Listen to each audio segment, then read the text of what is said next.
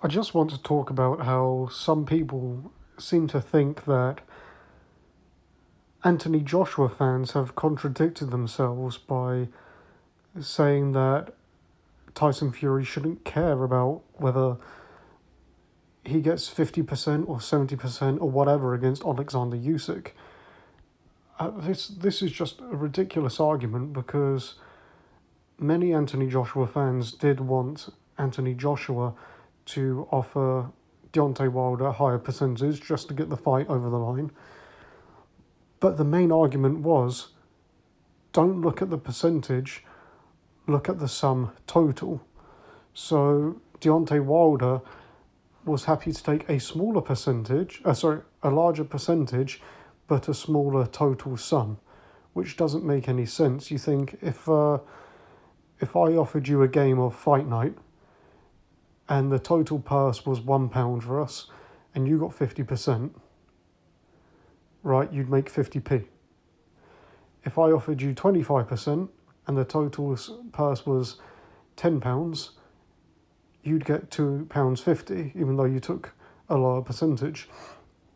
Now, we can dismiss the whole Deontay Wilder offering Anthony Joshua $50 million because Joshua was given 48 hours to accept the fight. It was being funded by BT, so the fight would have been on BT Sports, and Joshua couldn't contractually accept that fight. And in terms of, Deontay Wilder, when DAZN offered Deontay Wilder 20 million to fight Brazil, I believe it was, and $50 million for each Anthony Joshua fight, and it was going to be two of them. So 100 million for two fights with Anthony Joshua, 20 million to fight Brazil. Right, and I remember Showtime were originally going to pay Wilder 5 million to fight Brazil, and then because of that offer, they upped it to 10. Now, Deontay Wilder was asking to see the percentage that Joshua was getting, or what he was getting, and he wasn't willing to budge. It's so stupid because that was a career high payday for Deontay Wilder, right? The same logic was continued with Tyson Fury versus Alexander Usyk. The Saudis offered them each a sum.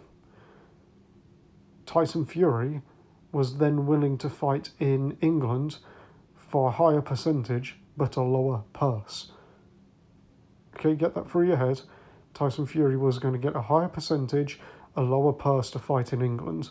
He probably would have got a lower percentage but a higher purse to fight in Saudi Arabia.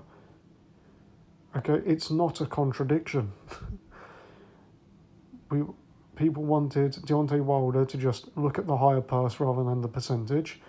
Many of us just say, look, just offer him 50-50. But obviously we don't advise Anthony Joshua. At the end of the day, he had the most belts. He was the money man. Why does he need to offer him 50-50? He's offering Wilder a career high money. Okay? Same thing, exact same situation with Alexander Usyk and Tyson Fury. Fury was offered career high money to fight Usyk, and he turned it down. Now, some idiots have said about the DAZN offer to Deontay Wilder that even DAZN admitted it was their fault. No. They said it's their fault they did not build a relationship with Wilder's team beforehand, before sending offers, that they just sent offers before sort of building a relationship. This is clearly the DAZN team trying to flatter Deontay Wilder and endear themselves. This is the kind of thing you say to low IQ individuals who turns down $120 million, right, to convince them that you're good people. If Deontay Wilder had sense, he'd have a strong legal team around him who could check the contract to make sure that it is as they're saying, and to make sure that the money is in a pot in an escrow account or whatever to make sure that he gets paid. That's all he needed. He didn't have to go out for tea, all right, with the bigwigs of the zone to see if they're nice people.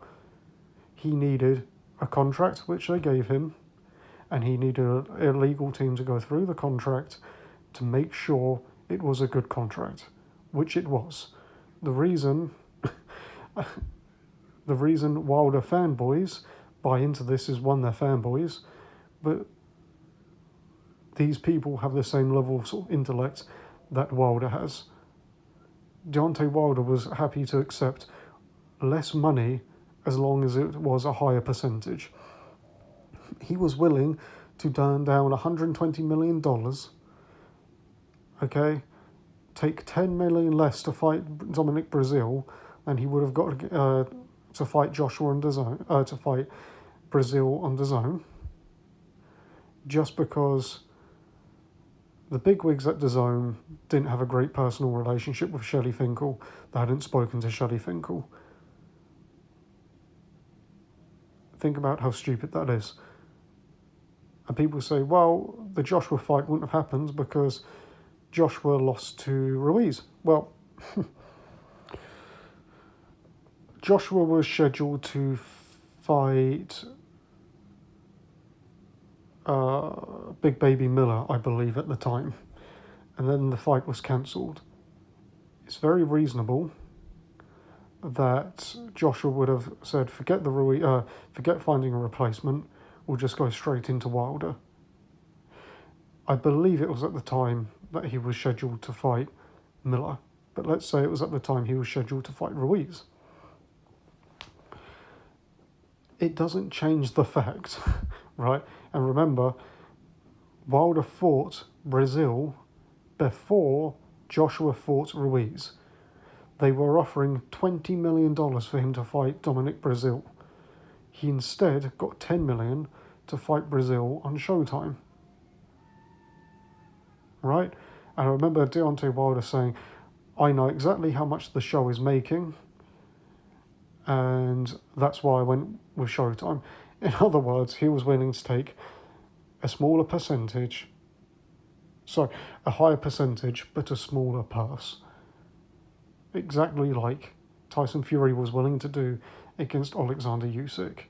And that is not clever business. That's called being stupid. That's called people getting into your ear and convincing you that's good business. And that's what I believe happened to Deontay Wilder. I don't think Tyson Fury is that stupid.